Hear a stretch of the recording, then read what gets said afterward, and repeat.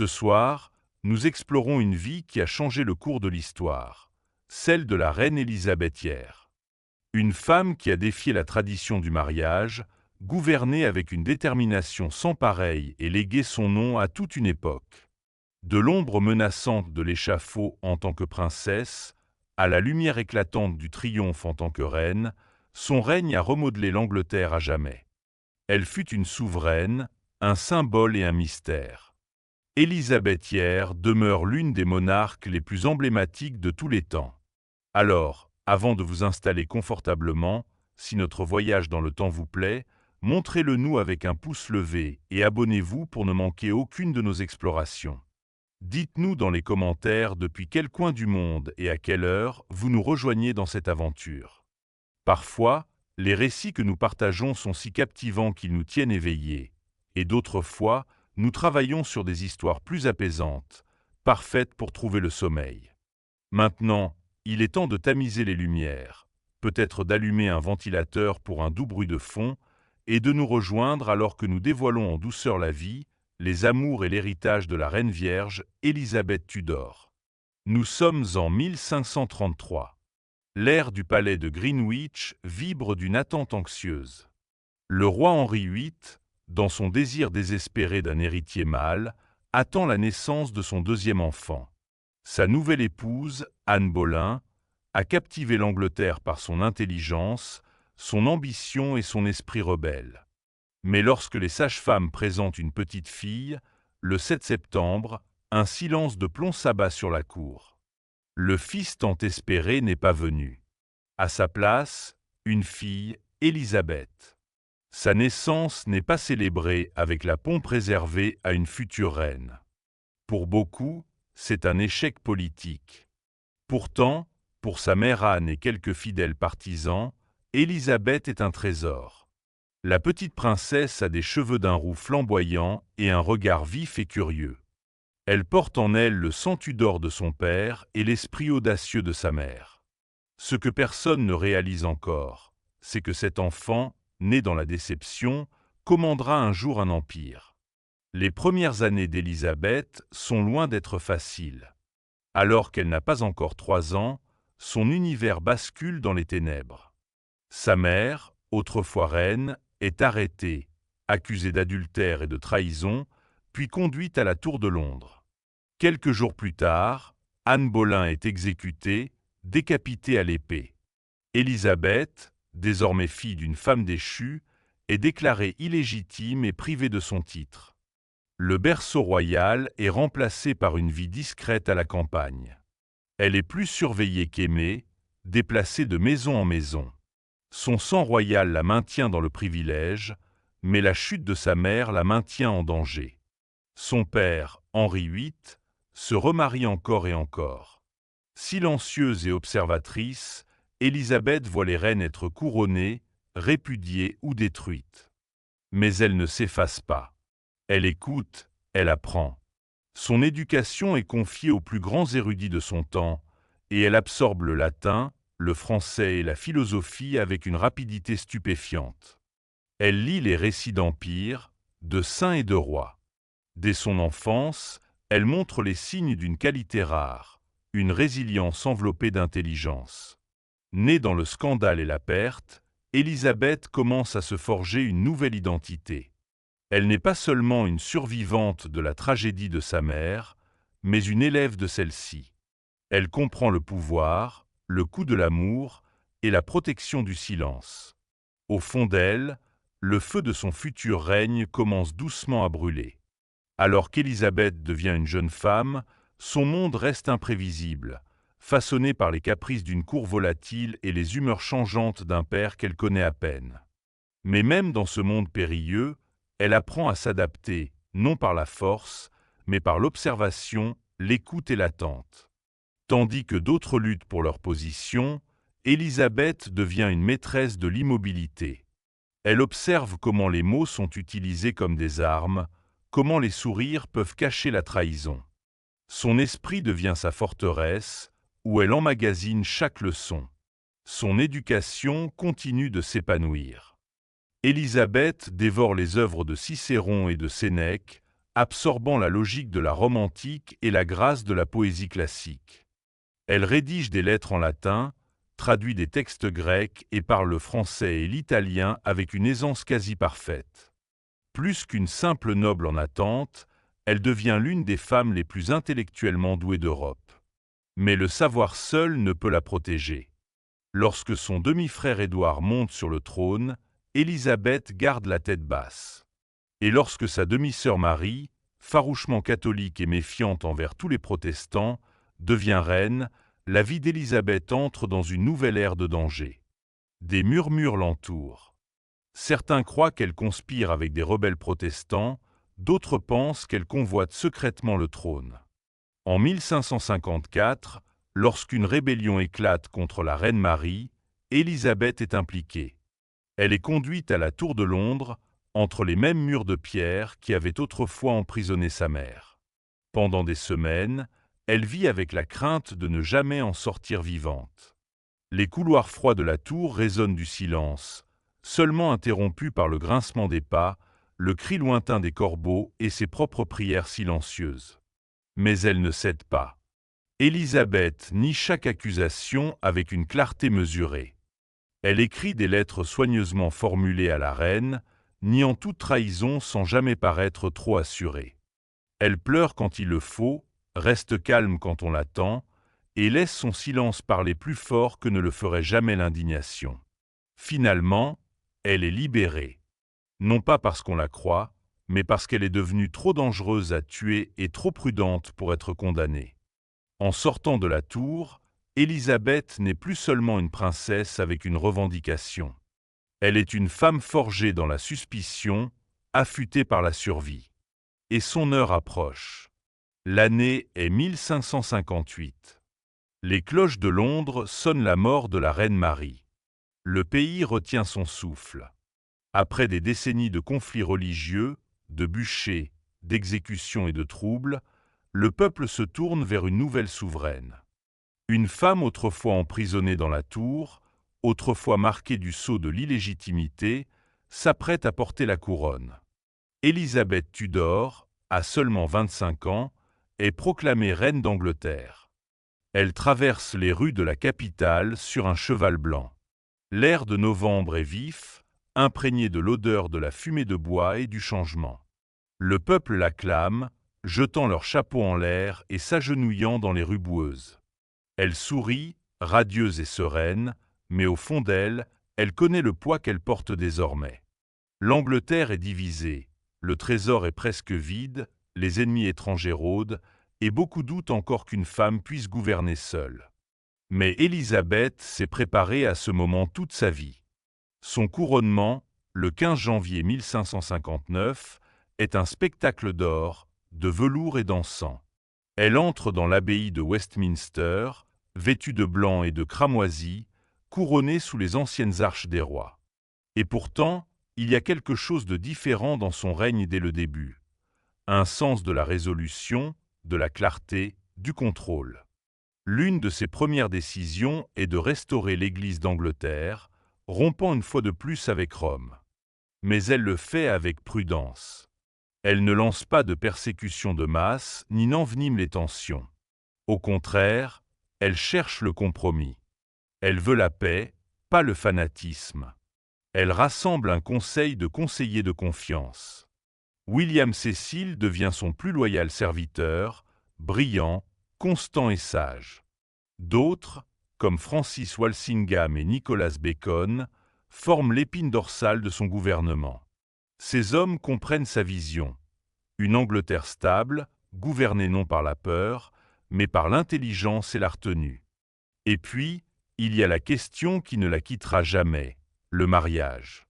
Le Parlement l'exhorte à choisir un mari. Les cours étrangères envoient des propositions. Princes et ducs sont présentés comme des cadeaux rares. Mais Élisabeth refuse. Pas grossièrement, pas à la hâte. Elle ne dit simplement jamais oui. Un jour, elle déclare à ses conseillers « Je suis déjà liée à un mari qui est le royaume d'Angleterre. » Elle régnera seule. Dans un monde où les femmes devaient suivre, Élisabeth a choisi de diriger. Et bien que le chemin à parcourir soit semé d'ennemis, de menaces et de déchirements, elle a déjà pris la décision la plus importante de son règne. Elle ne partagera jamais la couronne.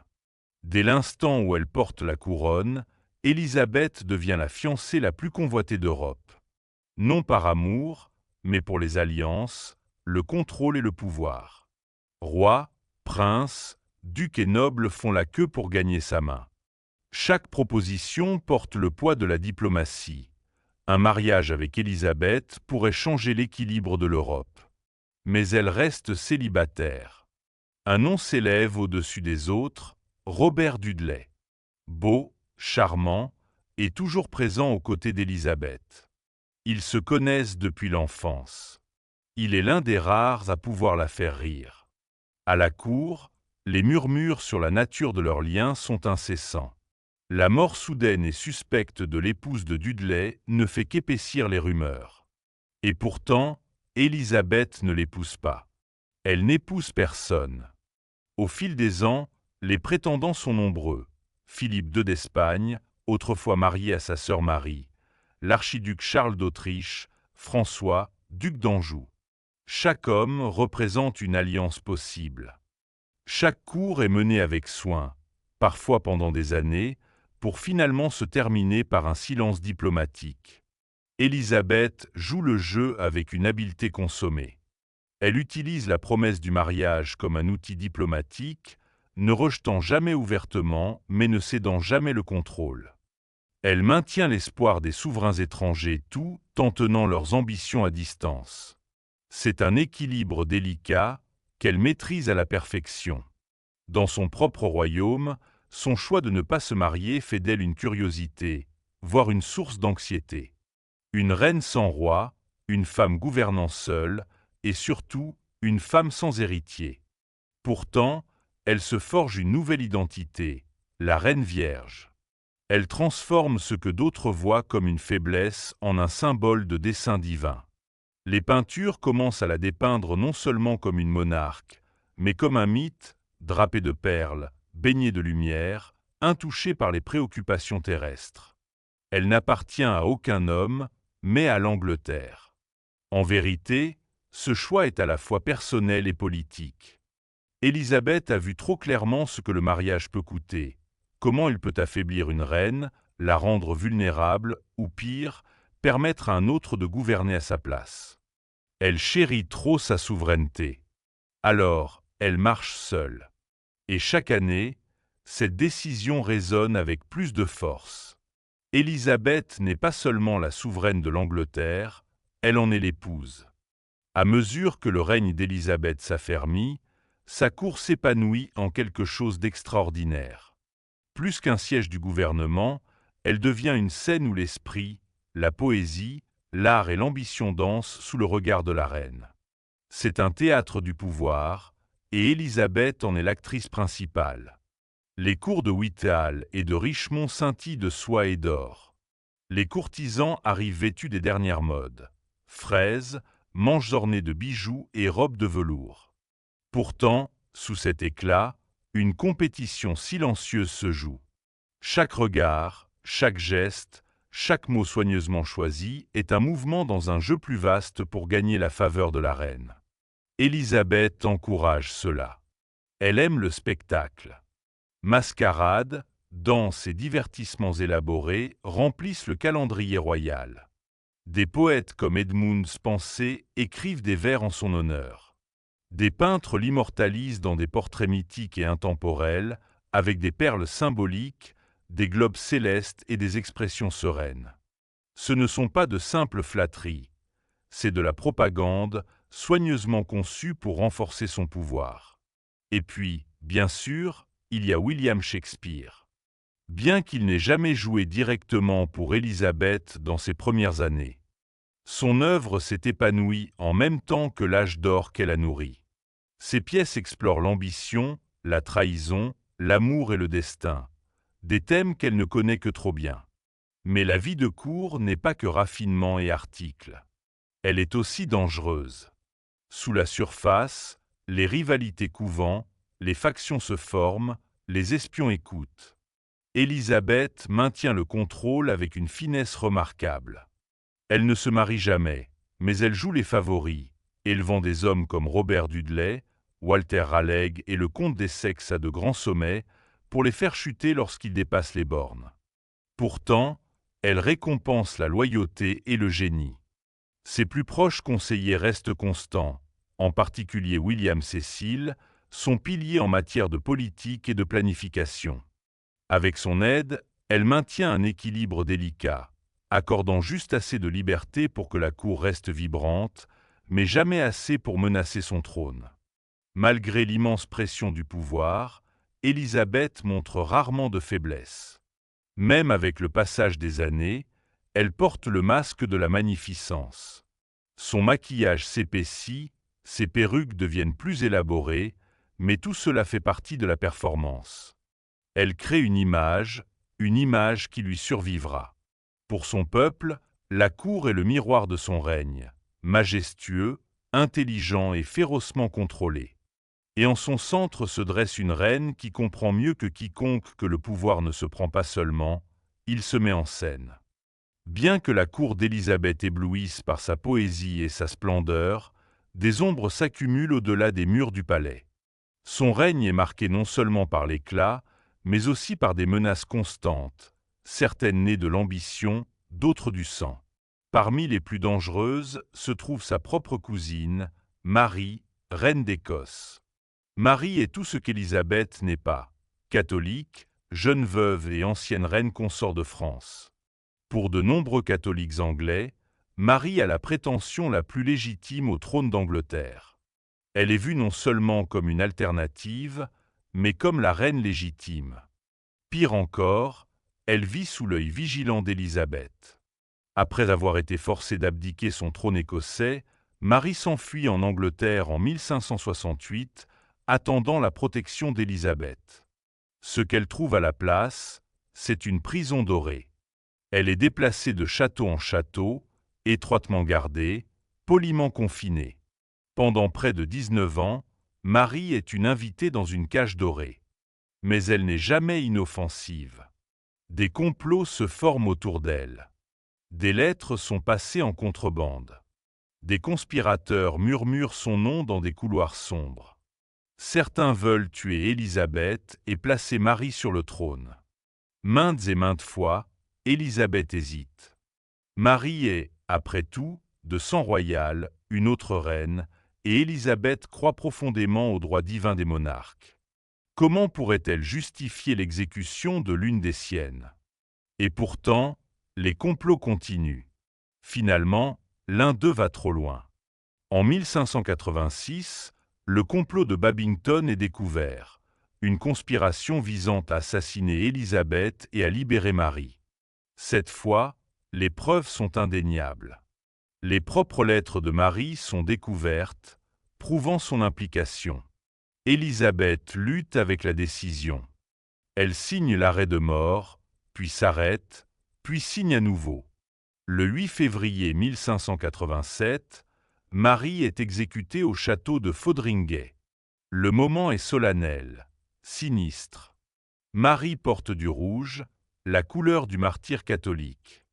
Lorsque la hache tombe, l'Europe est horrifiée. Élisabeth elle-même se retire pendant des jours de silence. Elle prétend que l'exécution a été faite sans son consentement final, mais l'acte est accompli. La reine a détruit sa plus grande rivale. C'est un tournant, non seulement politique, mais aussi émotionnel. À partir de ce moment, Élisabeth devient plus isolée. Elle fait confiance à moins de gens. Ses décisions pèsent plus lourd. Elle sait maintenant, de la manière la plus douloureuse, qu'être reine signifie porter à la fois la couronne et les conséquences. Elle a survécu à la rébellion, mais cela lui a coûté une partie de son âme. L'année est 1588. Et une tempête approche. Pas du ciel, mais de l'autre côté de la mer. Pendant des décennies, la tension a couvé entre l'Angleterre protestante et l'Espagne catholique. Finalement, le conflit éclate pour devenir la crise militaire la plus emblématique du règne d'Élisabeth, l'Armada espagnole. L'Espagne, dirigé par le roi Philippe II, a autrefois été le prétendant d'Élisabeth. Maintenant, il est son ennemi. Outré par l'exécution de Marie, reine d'Écosse, et irrité par les raids anglais sur les navires espagnols, Philippe lance une grande invasion. Plus de 130 navires, transportant plus de 30 000 hommes, mettent le cap sur l'Angleterre. On l'appelle l'Invincible Armada. L'Angleterre est en infériorité numérique. Moins de navires, moins d'hommes, moins de puissance de feu. Mais Élisabeth a quelque chose que l'Espagne n'a pas: la vitesse, la stratégie et une détermination inébranlable. Alors que l'armada approche, Élisabeth se rend à Tilbury, où les troupes anglaises l'attendent. Vêtue d'une armure sous un plastron d'argent, elle prononce un discours qui deviendra légendaire. « J'ai peut-être le corps d'une femme faible et fragile, mais j'ai le cœur et l'estomac d'un roi, et d'un roi d'Angleterre qui plus est. » Ces mots galvanisent les soldats, mais la bataille se jouera en mer. Les navires anglais, plus petits et plus rapides, harcèlent la formation espagnole dans le détroit. Des brûlots dispersent la flotte à Calais. Et puis, la nature intervient. De terribles tempêtes frappent les Espagnols alors qu'ils tentent de fuir vers le nord, en contournant l'Écosse et l'Irlande. De nombreux navires font naufrage, des milliers d'hommes sont perdus. Au final, seule la moitié de l'armada retourne en Espagne. L'invasion a échoué. Elizabeth a survécu. Mais la victoire n'est pas seulement militaire, elle est symbolique. L'Angleterre, petite et divisée une génération plus tôt, a résisté à l'empire le plus puissant du monde et a tenu bon. L'image d'Élisabeth en tant que reine vierge devient plus puissante que jamais. Elle n'est plus seulement une monarque, elle est une icône nationale. Les peintures la montrent debout, la main sur le globe, sa robe parsemée d'yeux et d'oreilles, symbolisant sa vigilance et son commandement. Ce moment solidifie son héritage. La défaite de l'Armada ne met pas fin à toutes les menaces, mais elle marque un tournant. L'Angleterre d'Élisabeth ne sera plus jamais sous-estimée. Et la reine, autrefois mise en doute par les rois et rejetée comme une femme seule, s'est maintenant révélée invincible. Dans les années qui suivent la défaite de l'Armada espagnole, la reine Élisabeth est à l'apogée de son pouvoir. Son visage orne médailles, pièces de monnaie et tapisseries. Les ambassadeurs étrangers s'inclinent avec révérence. Son peuple la loue sous le nom de Gloriana, le joyau brillant de l'Angleterre. Mais le temps, comme la marée, ne peut être retenu. La reine qui autrefois éblouissait par sa jeunesse et son esprit entre maintenant dans la cinquantaine et la soixantaine. Ses conseillers les plus fidèles commencent à mourir. William Cecil, son conseiller sage et loyal pendant 4 décennies, décède. Robert Dudley, peut-être le seul homme qu'elle ait jamais aimé, meurt subitement en 1588. En apprenant la nouvelle, elle s'enferme dans ses appartements et refuse de manger pendant des jours. La cour devient plus froide. De nouveaux courtisans cherchent le pouvoir, mais peu gagnent sa confiance. Elle devient plus méfiante, plus réservée. Ses journées sont remplies de cérémonies et d'affaires d'État, mais ses nuits, de plus en plus, de silence. L'un de ses derniers favoris, Robert d'Evreux, comte d'Essex, incarne les troubles de cette époque finissante.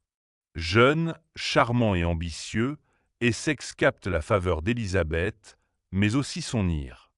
Il désobéit aux ordres, échoue au combat et finit par mener une rébellion imprudente contre la couronne en 1601. Élisabeth est contrainte de signer son arrêt de mort. Il est exécuté pour trahison et avec lui, une autre partie de son cœur s'éteint. Économiquement, le pays est à la peine. La guerre a vidé les coffres. Le coût de la vie augmente.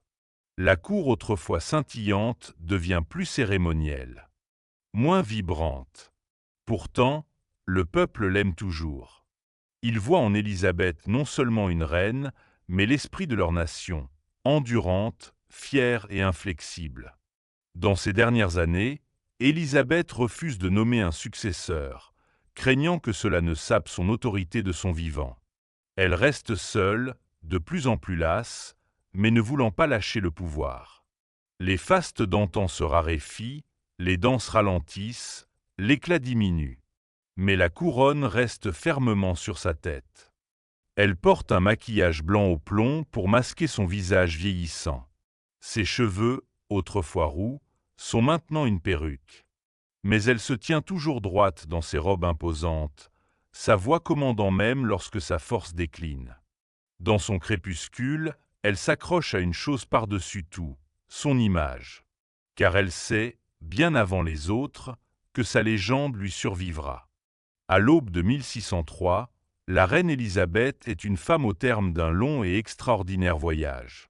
Elle a gouverné l'Angleterre pendant 44 ans, la guidant à travers la rébellion, l'invasion, la peste et la Renaissance. Mais maintenant, à 69 ans, elle est fatiguée. Elle se retire plus souvent de la vie publique. Son appétit s'estompe. Elle devient plus mince, plus distante, parfois perdue dans ses pensées pendant des heures, assise en silence sous les fenêtres du palais de Richmond. Ses proches savent que la reine s'éteint. Elle refuse de s'aliter. Peut-être par fierté, peut-être par peur du symbolisme. Un monarque couché signifie un monarque proche de la mort. Elle reste debout ou assise sur des coussins au sol pendant des heures, vêtue de blanc, enveloppée de silence. Lorsque ses médecins la pressent de se reposer, elle répond doucement « Le mot « devoir » ne s'emploie pas avec les princes ». Dans ces derniers jours, Élisabeth aurait désigné Jacques VI d'Écosse comme son successeur, le fils de Marie, reine d'Écosse. C'était un retournement complet du destin. Le fils de la femme qu'elle avait fait exécuter hériterait de son trône. Mais il n'y avait pas d'amertume, seulement l'inévitabilité.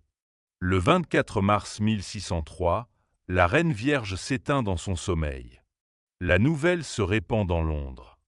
Les cloches sonnent, des draps noirs drapent les rues, et son peuple pleure non seulement la perte d'une souveraine, mais la fin d'une ère. La dynastie Tudor est terminée. Pourtant, quelque chose de remarquable se produit. La légende d'Élisabeth ne s'estompe pas. Elle grandit. On se souvient d'elle non pas comme d'une monarque frêle et vieillissante, mais comme la reine radieuse qui a tenu tête aux empires, qui a donné son nom à une ère de découvertes, de drames et de défis. Elle est devenue un mythe. À ce jour, elle reste l'une des femmes les plus admirées de l'histoire. La reine vierge, Gloriana, la mère de son peuple qui a régné seule et a laissé derrière elle un âge d'or. Née dans le scandale, élevée dans la peur, couronnée dans le doute, elle est morte en reine de légende. Et bien que sa voix se soit tue depuis longtemps, les échos de son règne façonnent encore l'âme d'une nation. L'Angleterre était son mari, et l'histoire, son enfant. Bien avant l'avènement des hôpitaux modernes, bien avant l'existence des outils stériles et des lumières électriques, le peuple de l'Égypte ancienne pratiquait la médecine. Dans cette terre dorée et chaude le long du Nil, sous un ciel de soleil éclatant et d'étoiles douces, la guérison était à la fois un acte sacré et une nécessité quotidienne. Les Égyptiens croyaient que la bonne santé était un don des dieux, et que la maladie était le signe d'un mécontentement divin ou d'un déséquilibre spirituel. Être malade, ce n'était pas simplement être physiquement indisposé. C'était être en disharmonie avec le monde, le corps ou les dieux eux-mêmes.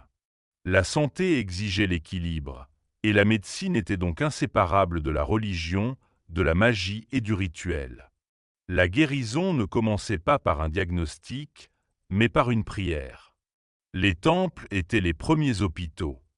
Entre leurs colonnes de pierre et dans leur air parfumé, des prêtres médecins écoutaient les plaintes des malades, touchaient leur front, murmuraient des incantations et préparaient des remèdes à base de plantes avec un soin délicat. Le dieu Thoth, porteur de sagesse, et Sekhmet, la déesse à tête de lionne de la peste et de la protection, étaient souvent invoqués pour la guérison. Dans de nombreux cas, la médecine n'était pas simplement appliquée, elle était invoquée.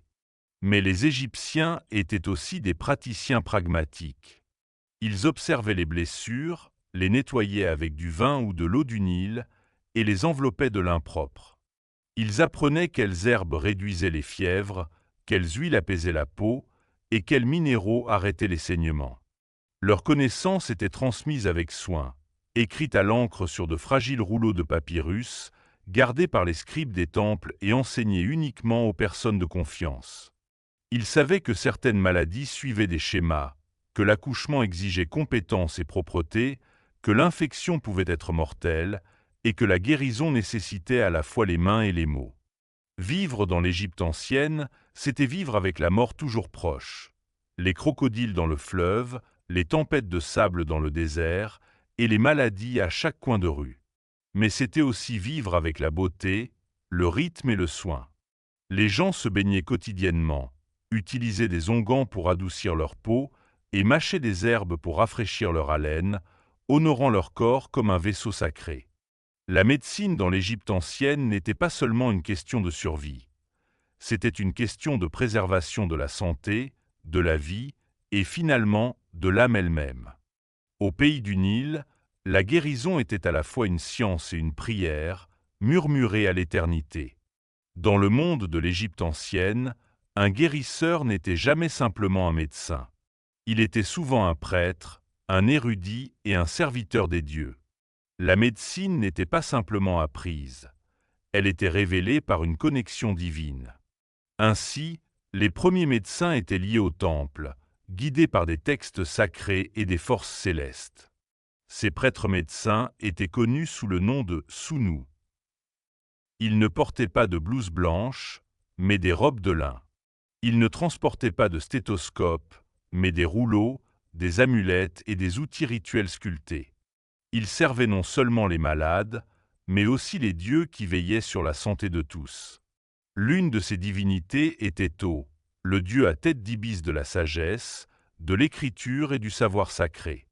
On croyait qu'il avait offert la médecine à l'humanité, enregistrant ses principes dans des livres renfermés au plus profond des bibliothèques des temples.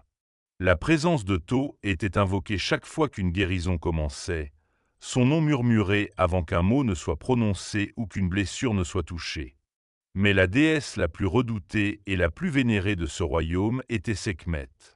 Avec son visage de lionne et ses yeux de feu, Sekhmet représentait à la fois la maladie et sa guérison. On disait qu'elle déchaînait les fléaux sur l'Égypte lorsqu'elle était en colère, mais qu'elle les levait aussi lorsqu'elle était apaisée. Les prières à Sekhmet étaient prononcées avec crainte. Ces prêtres mémorisaient des centaines de rituels pour calmer sa colère et canaliser sa force de guérison. Lorsqu'un patient tombait malade, le Sounou consultait les dieux par le rituel. Il oignait des statues sacrées, brûlait de l'encens et chantait sur de l'eau pour la rendre sainte. Parfois, la guérison commençait par un rêve. Les patients dormaient à l'intérieur des temples, espérant que les dieux leur révéleraient le remède pendant qu'ils se reposaient dans un silence divin. Pourtant, aux côtés des dieux se tenaient des hommes comme Imhotep, un véritable médecin, architecte et sage qui a vécu il y a plus de 4000 ans et qui fut plus tard vénéré comme le dieu de la médecine. Des sanctuaires furent construits en son nom, et l'on pensait que sa sagesse protégeait contre la maladie, même des siècles après sa mort. C'était le cœur de la médecine égyptienne, divine et pratique, ancienne et éternelle. Pour traiter le corps, il fallait honorer l'esprit. La guérison exigeait non seulement de l'habileté, mais aussi de la révérence. Chaque remède était un rituel. Chaque maladie un message des cieux, et le prêtre médecin se tenait entre deux mondes, à la fois guérisseur et messager, écoutant pour toujours le souffle des dieux.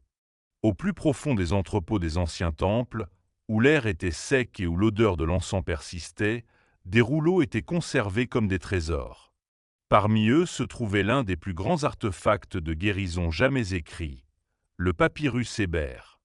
Découvert au XIXe siècle, mais rédigé il y a plus de 3500 ans, cet immense rouleau s'étendait sur plus de 20 mètres de long. Écrit dans une écriture hiératique soignée, il contenait plus de 700 remèdes, sorts et techniques chirurgicales. Ce n'était pas seulement un manuel médical. C'était un reflet vivant de la façon dont les Égyptiens voyaient le corps, la maladie et les forces invisibles qui se mouvaient entre eux. Le papyrus abordait presque toutes les parties du corps humain. Il y avait des traitements pour les infections oculaires et les maux d'estomac, pour les os cassés et la perte de cheveux, pour les problèmes respiratoires et même les troubles mentaux. Certains remèdes étaient purement à base de plantes. Clous de girofle, miel, oignons et résine, broyés en pâte ou infusés dans du vin. D'autres nécessitaient des chants ou des gestes rituels, invoquant des noms divins pour activer leur pouvoir. Un passage offrait des conseils pour traiter l'asthme, un mélange d'herbes chauffées sur des pierres, le patient devant inhaler les vapeurs montantes. Un autre décrivait les symptômes de conditions semblables au diabète, miction fréquente et soif, révélant une compréhension des maladies chroniques bien en avance sur son temps. Et pourtant, mêlées à ces observations, se trouvaient des instructions rituelles, dessiner des symboles protecteurs sur la peau, réciter des mots sur des amulettes ou enterrer certains matériaux au clair de lune. Les Égyptiens ne séparaient pas la science du sacré. Pour eux, la connaissance venait des dieux et la guérison exigeait à la fois la main et l'esprit. Le papyrus hébert parlait également des métus, un concept de canaux ou de vaisseaux qui transportaient l'air, le sang et d'autres forces vitales à travers le corps. Bien que n'étant pas totalement aligné sur l'anatomie moderne, cela laissait entrevoir une profonde curiosité pour les systèmes internes. Les Égyptiens n'avaient peut-être pas de microscope, mais ils observaient, enregistraient et se souvenaient. Cet ancien rouleau était probablement étudié dans les écoles des temples, transmis entre les prêtres médecins et consulté en temps de maladie ou d'incertitude divine. Toucher sa surface de lin, c'était tenir 1000 ans de sagesse accumulée. Et dans ces plis fragiles, le battement de cœur de la médecine égyptienne ancienne résonne encore doucement. Bien qu'imprégné de rituels divins et de chants sacrés, la médecine égyptienne ancienne était aussi remarquablement pratique. Lorsque les blessures s'ouvraient, que les os se brisaient, que l'infection se propageait ou que l'accouchement devenait périlleux, aucune prière ne pouvait remplacer la main ferme d'un guérisseur. Les médecins égyptiens comprenaient l'urgence du corps en crise. Ils traitaient les blessures avec une précision surprenante, guidés non seulement par les dieux, mais aussi par l'expérience, l'observation et l'ingéniosité. Leurs outils, en bronze ou en obsidienne, étaient simples mais efficaces. Couteaux, crochets, pinces et aiguilles, souvent nettoyés avec du vin ou du feu pour les purifier avant usage. Lorsqu'un patient souffrait d'une coupure ou d'une entaille, le médecin la nettoyait avec du miel, un antiseptique naturel riche en enzymes qui tuait les bactéries. Venaient ensuite les bandages de lin, soigneusement enroulés pour protéger la blessure et favoriser la guérison. Il ne s'agissait pas des bandes grossières utilisées pour les momies, mais d'un tissu doux et blanchi, parfois infusé d'herbes ou d'huile pour apaiser la peau. Pour les os cassés, des attelles étaient taillées dans du bois ou des roseaux et solidement attachées avec des bandes de tissu. Les articulations disloquées étaient remises en place par des massages à l'huile. Le gonflement était réduit à l'aide de compresses froides faites de racines de lotus écrasées ou de minéraux moulus. Même les brûlures étaient traitées avec des mélanges de lait, de miel et d'argile pour extraire la chaleur et prévenir l'infection. Les chirurgiens comprenaient la structure du corps grâce à la dissection d'animaux et aux nécessités du champ de bataille. Bien que la chirurgie interne fût rare, les abcès pouvaient être drainés, les furoncles percés et les tissus infectés enlevés. Ils pratiquaient même une forme de cautérisation, utilisant la chaleur pour arrêter les saignements ou fermer les plaies, parfois avec des incantations prononcées en même temps, comme pour sceller la blessure à la fois sur le plan physique et spirituel. Il n'y avait pas d'anesthésie au sens moderne, mais des sédatifs existaient. La racine de mandragore, l'extrait de pavot et les boissons fermentées pouvaient atténuer la douleur et plonger le corps dans une quiétude onirique. Et à travers tout cela, il y avait un sentiment de calme. Le guérisseur travaillait lentement, méthodiquement. Chaque mouvement avait un sens. Chaque patient était une âme ayant besoin d'être restaurée, pas seulement un corps à réparer. C'est dans ces moments, au milieu du sang et des bandages, que le sacré rencontrait le métal, et que par des mains fermes et des herbes anciennes, les temples ensoleillés d'Égypte ont donné naissance à certains des premiers vrais chirurgiens du monde. Entrer dans une chambre de guérison de l'Égypte ancienne, c'était pénétrer dans un espace où le visible et l'invisible coexistaient. Tandis que les herbes et les onguents étaient préparés à la main, les mots prononcés étaient tout aussi vitaux. Sorts, incantations et noms sacrés murmurés dans l'air comme un médicament pour l'esprit. La maladie n'était pas toujours imputée à des causes naturelles. Souvent, on croyait que des esprits maléfiques, des dieux malveillants ou des morts agitées avaient envahi le corps. Les remèdes devaient donc être à la fois physiques et spirituels. Cela signifiait utiliser la magie, non pas comme une superstition, mais comme une branche légitime de la médecine. Un guérisseur pouvait commencer par chanter sur le patient, invoquant des divinités protectrices comme Isis, la déesse mère nourricière, ou Bès, le dieu nain qui éloignait les cauchemars et la maladie. Le rythme du chant était important. Il devait s'écouler comme le Nil, doux et ininterrompu. On pensait que ces incantations purifiaient l'air autour du patient, chassant les forces invisibles qui causaient la douleur ou le déséquilibre. En plus des mots, les amulettes étaient des outils de protection essentiels. Portés autour du cou, attachés aux poignets ou cachés sous les bandages, ces breloques étaient façonnés avec une intention sacrée. Un scarabée symbolisait le renouveau et la renaissance, l'œil d'Horus protégeait contre le mal et assurait la guérison, et un ankh, la croix en C, offrait vitalité et longue vie. Chaque amulette était souvent faite de matériaux spécifiques, or, lapis-lazuli, cornaline, que l'on croyait détenir des vibrations magiques. Elles étaient bénies lors de rituels au temple avant d'être données aux malades. Certains remèdes exigeaient des procédures magiques complexes. Le sort pouvait nécessiter l'écriture d'un nom sacré sur un morceau de papyrus qui serait ensuite brûlé, enterré ou avalé avec de l'eau. D'autres rituels impliquaient de dessiner des cercles protecteurs sur le sol ou de peindre des symboles sur la peau du patient pour empêcher les forces du mal de revenir. Même les médicaments eux-mêmes étaient parfois accompagnés de sorts. Un cataplasme pour une morsure de serpent pouvait être appliqué avec les mots prononcés « sort, poison, que Ra frappe ton cœur ». Cette union de la parole et de la substance, de l'esprit et de la science, formait le véritable cœur de la guérison égyptienne.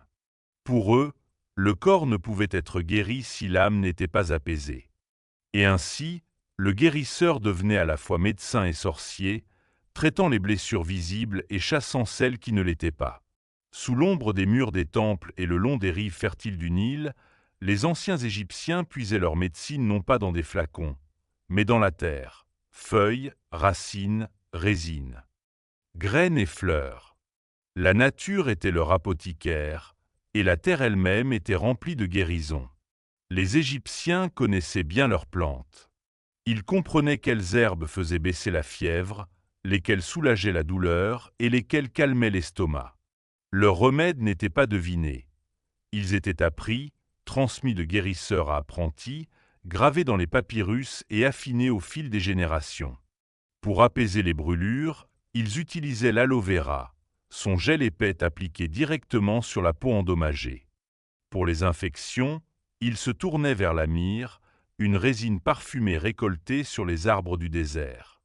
La myrrhe était antibactérienne, apaisante et sacrée, brûlée dans les temples, frottée sur les plaies et mélangée à du vin pour les maux de gorge.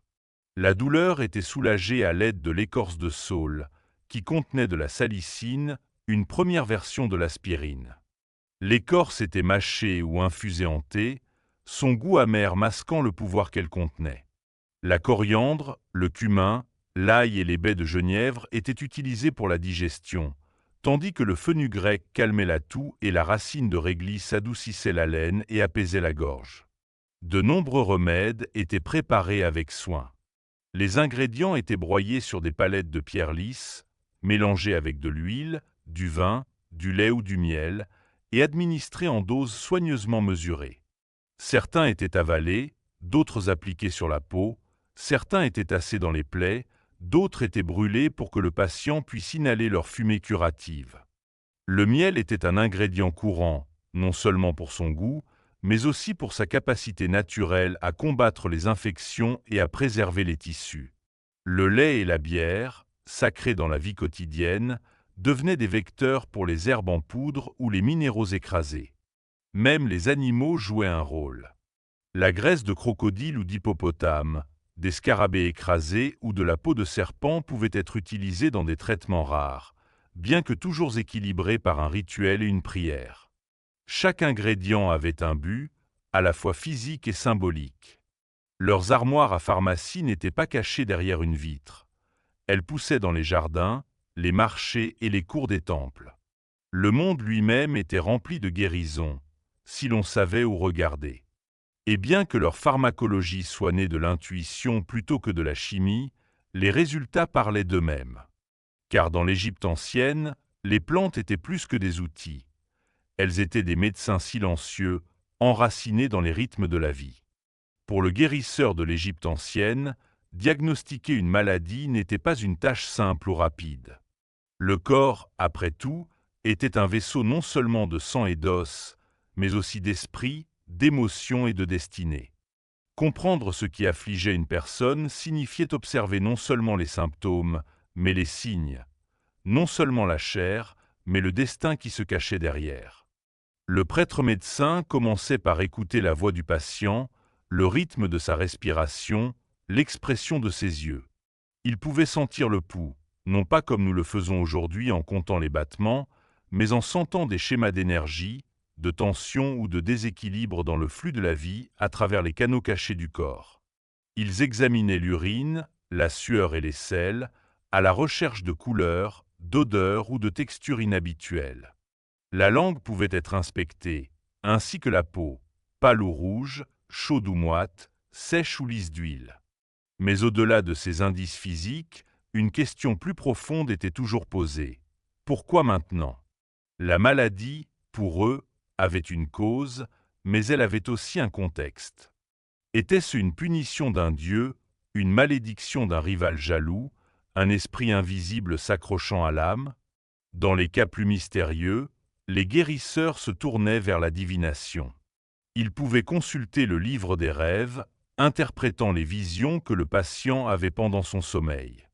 Un rêve de chute pouvait signifier une perte de protection. Un rêve de noyade pouvait suggérer que l'âme était submergée. Les temples offraient même des chambres d'incubation de rêves, où les malades dormaient la nuit, espérant recevoir des conseils des dieux. Certains guérisseurs dessinaient des symboles sacrés dans le sable ou jetaient de petits os pour lire des motifs. D'autres observaient les oiseaux ou consultaient des oracles, demandant des signes du divin. Un diagnostic pouvait venir des étoiles, du vol d'un faucon ou du léger sifflement du vent à travers les roseaux de papyrus. Pour ceux qui souffraient de détresse mentale, vision, confusion ou profonde tristesse, le diagnostic pouvait être une possession spirituelle. Le remède était alors un mélange d'herbes, de paroles apaisantes et de puissantes incantations pour bannir l'intrus de l'esprit. En Égypte, diagnostiquer, ce n'était pas seulement nommer une maladie, mais comprendre son histoire. Chaque maladie avait un début, un message, et si les dieux le voulaient, un remède. Et le rôle du guérisseur était de découvrir ce fil caché et de le ramener doucement à l'équilibre. Pour les anciens Égyptiens, la mort n'était pas la fin. C'était une continuation, une porte, une transition sacrée d'un monde à l'autre. Et tout comme un médecin guérissait les vivants, il préparait aussi les morts. L'art de la momification était, en vérité, un acte final de médecine. Le processus était long, 70 jours de préparation rituelle minutieuse. Il commençait par le lavage du corps, avec de l'eau du Nil et du vin de palme parfumé pour purifier la chair. Venait ensuite le retrait des organes internes, l'estomac, les intestins, les poumons et le foie, chacun soigneusement prélevé et placé dans des vases canopes, veillés par des dieux protecteurs. Le cœur, que l'on croyait abriter l'âme et la mémoire, était souvent laissé à l'intérieur du corps. Dans certains cas, il était remplacé par une amulette sacrée, un scarabée, pour assurer un passage sûr dans l'au-delà. L'étape la plus délicate était le retrait du cerveau. Un long outil crochu était inséré par le nez, brisant l'os mince derrière les yeux. Le cerveau était retiré par fragments, n'étant pas considéré comme vital pour l'au-delà. Une fois vidé, Le corps était rempli de natron, un sel puissant qui le desséchait.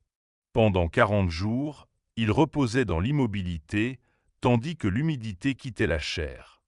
Venait ensuite l'enveloppement, un processus à la fois médicinal et mystique. Des centaines de mètres de lin étaient superposés autour des membres, des doigts et du torse, souvent inscrits de sorts protecteurs et scellés avec de la résine. Des amulettes étaient placées entre les couches, chaque symbole destiné à garder une partie du voyage de l'esprit.